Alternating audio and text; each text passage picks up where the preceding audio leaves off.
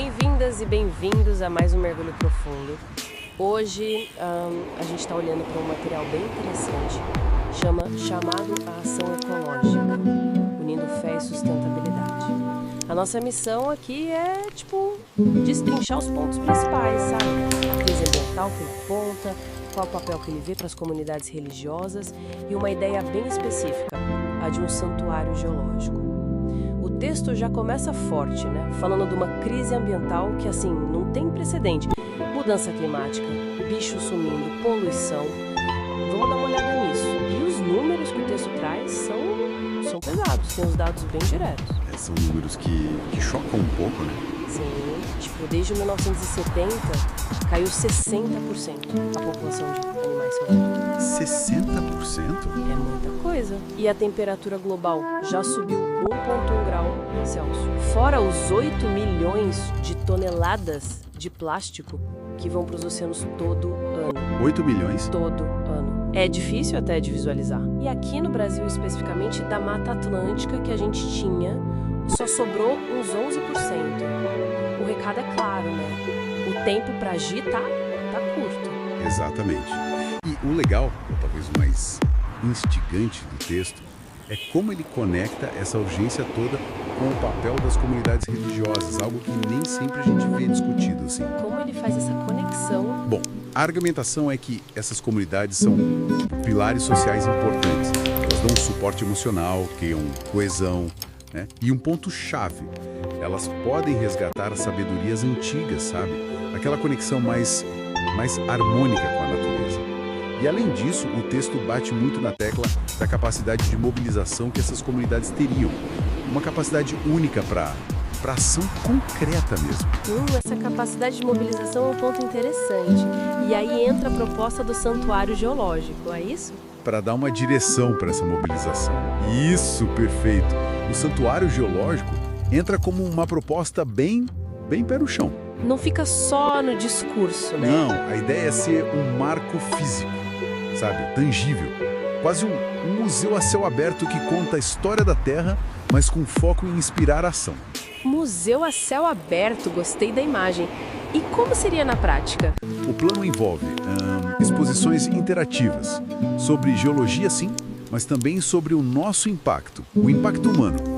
E aí vem uma parte bem legal. Programas educacionais juntando especialistas, cientistas, né, e líderes religiosos, tentando fazer essa ponte entre ciência e espiritualidade. Essa ponte é delicada, né? Ciência e espiritualidade juntas na educação ambiental. Como o texto sugere que isso funcione sem conflito? O texto sugere focar nos valores comuns, tipo a ética do cuidado, o respeito pela criação, coisas que podem unir, entende? A ideia não é misturar dogma, mas achar um ponto de encontro na prática, no cuidado com o planeta. Entendi. Achar o terreno comum na ação. Exato. E além disso, teria trilhas ecológicas focadas na fauna e flora daqui, e projetos práticos de restauração, tipo plantar árvore nativa, com o pessoal que visita participando mesmo, botando a mão na massa. Ah, legal! Envolver quem visita. Sim. Se a gente olhar o quadro geral, o objetivo é bem claro.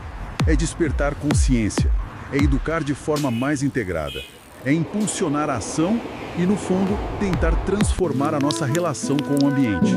Faz todo sentido. E além dessa ideia grande do santuário, o texto também puxa a responsabilidade para cada um de nós, né?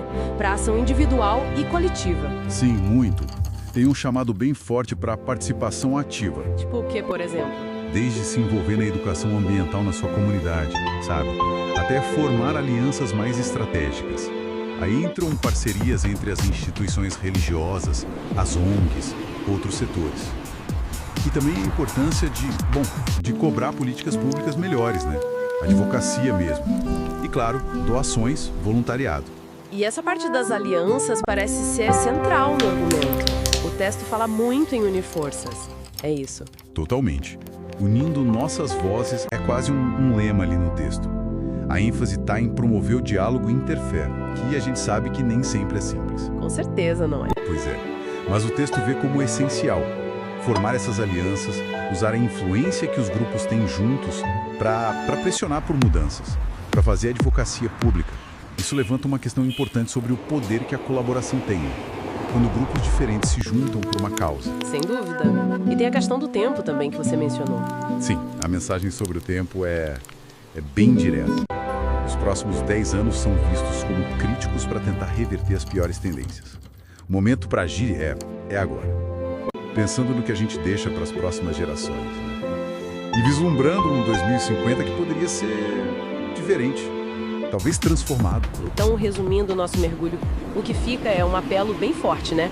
Que tentar amarrar essa urgência ecológica com um potencial de mobilização que pode vir da fé.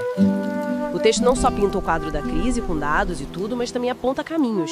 O Santuário Geológico é um exemplo concreto e insiste muito que a ação individual e coletiva é fundamental. É uma tentativa de conectar mundos que às vezes não conversam tanto. Exatamente. E para a gente fechar, fica uma reflexão, talvez. O texto valoriza muito essa união de tradições diferentes, o resgate de sabedorias ancestrais. Pensando nisso, assim, que potencial será que ainda está escondido ou pouco explorado? Na fusão mais profunda entre essas práticas espirituais antigas de conexão com a natureza que várias culturas têm e as abordagens científicas de hoje para a conservação. Será que daí não poderia nascer uma ética ecológica mais forte, mais integrada? Algo que vá além do que a gente tem hoje? Fica aí a pergunta para a gente pensar.